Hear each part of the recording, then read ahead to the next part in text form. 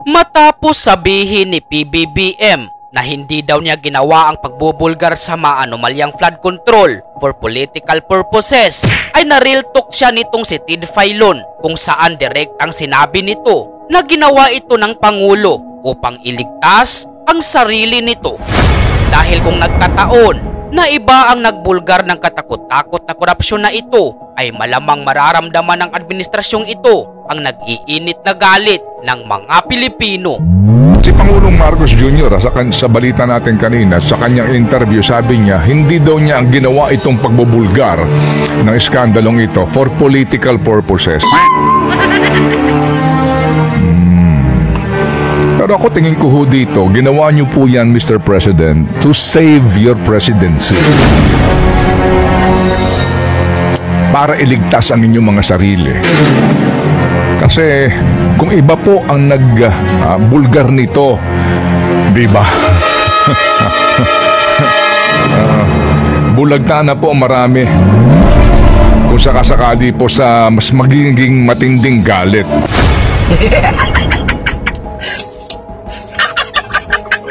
Sorry.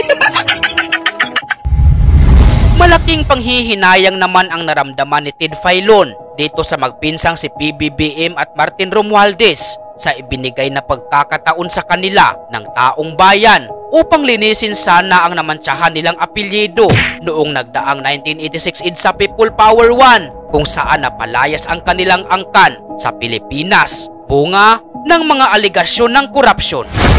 Ayon kay Ted Filon, sa halip na linisin ang apelyido ng kanilang angkan, ay mas lalo itong minansyahan ng magpinsan bunga ng kabi-kabilang isyu ngayon ng korupsyon sa ilalim pa mismo ng kanilang administrasyon.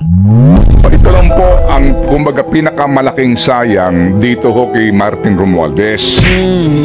Kasi hindi ho ba't kasama sila sa mga nagbakwet nung EDSA People Power 1. Ito na po yung chance sana, di ba, na ibangon ang kanila pong pangalan. Ang siste, you blew it, ika nga. Oo, ngayon, ang nandidiyan, nakaupo sa pwesto, si Pangulong Marcos, na isa rin, mga kapatid, na binibigyan ng pagkakataon ng mga Pilipino, di ba? Para ibangon ang kanilang dignidad at pangalan. You only have remaining less than 3 years in office. At ito pa ang laking iskandalong ito. How do you manage this?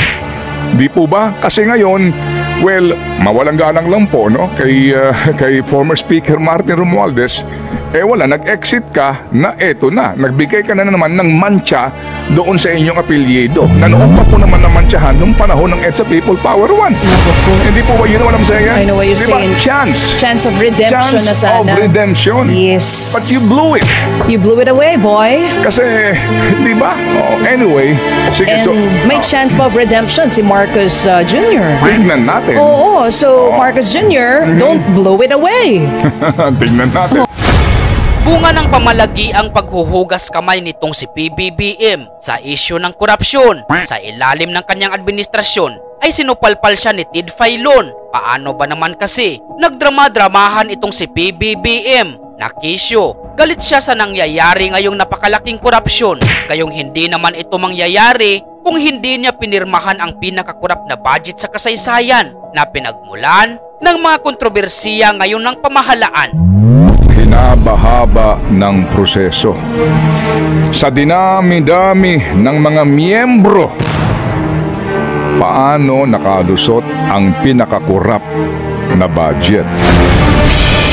Nakalusot dahil sila ang may gawa.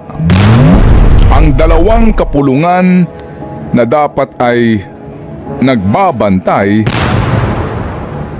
ay pinamumugaran ng mga bantay salakay.